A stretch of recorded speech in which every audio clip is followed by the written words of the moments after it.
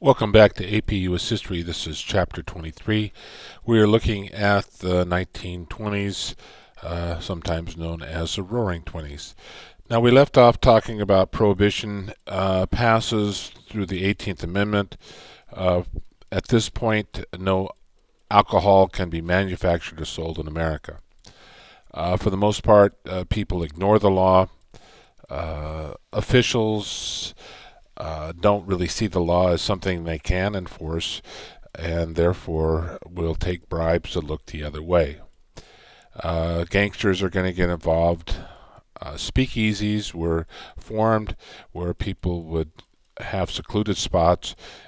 People would come to the door and whisper some kind of information to let them in, and they'd be able to drink alcohol.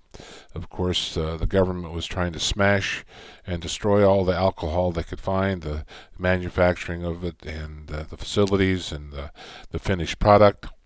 Uh, and so alcohol becomes illegal in the United States. This was a typical saloon during Prohibition, mostly men, although there were some women who were drinking and going to these clubs. There was also something called welfare capitalism that was an idea that said that the workers and the unions should work together, that the union should not strike, but that workers should be taken care of by the employer.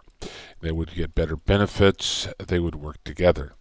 This concept really never got too much play. There's still an adversarial relationship between workers and the company owners. Also, during this time, there was something of a sexual revolution going on.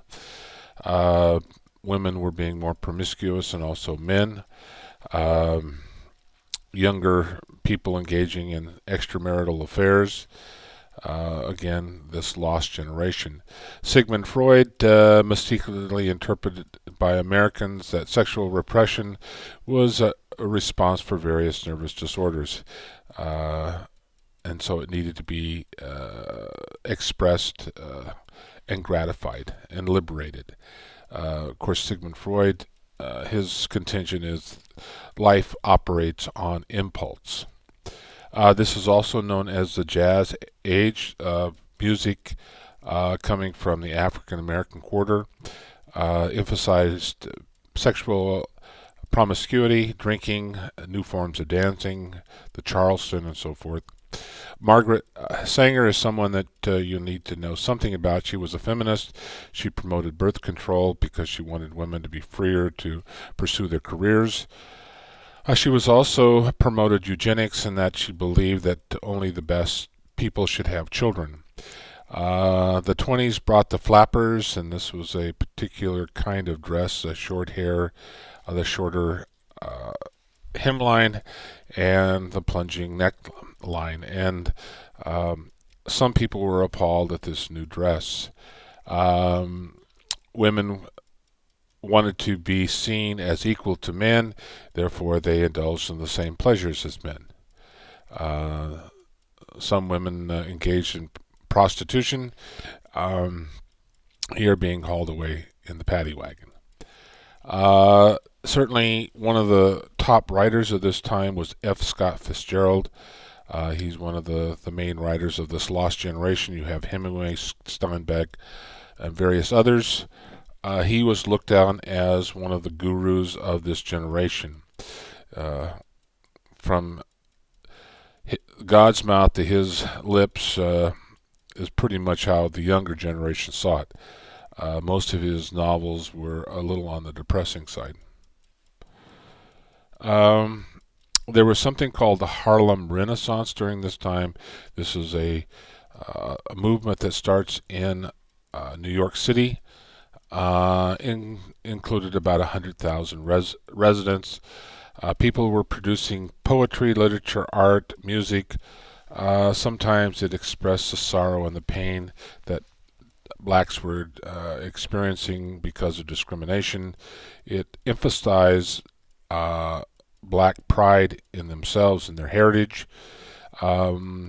Insisted that people should buy from only black merchants if they were African Americans.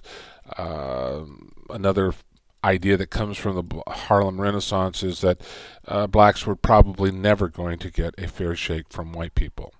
Some of the more notable poets, Langston Hughes and Claude McKay, Duke Ellington and the Cotton Club played in Harlem. This shows some of the artwork of those in the Harlem Renaissance. Marcus Garvey is someone that you'll need to remember.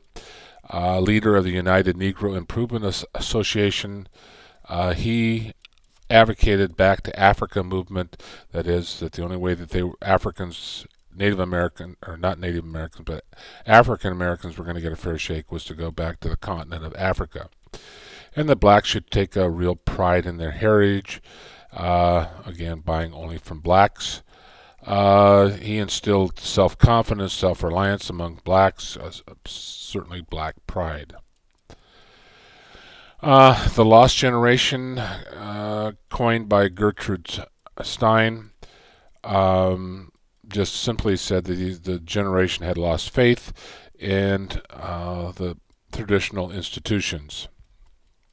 It bred a whole new breed of writers who wrote mostly abroad, and it conveyed kind of a cynicism, a rejection of the ideas of society. And again, Gertrude Stein is the one who came up with this particular phrase. F. Scott Fitzgerald, The Other Side of Paradise, The Great Gatsby, among others. The books that he wrote were considered Bibles for the young, read by aspiring flappers and young lovers, and it pretty much just rejected life in general. Fitzgerald wrote, "All gods are dead, all wars fought, all faith in man shaken." So there's really nothing you could hang your hat on, nothing you could look forward to or trust.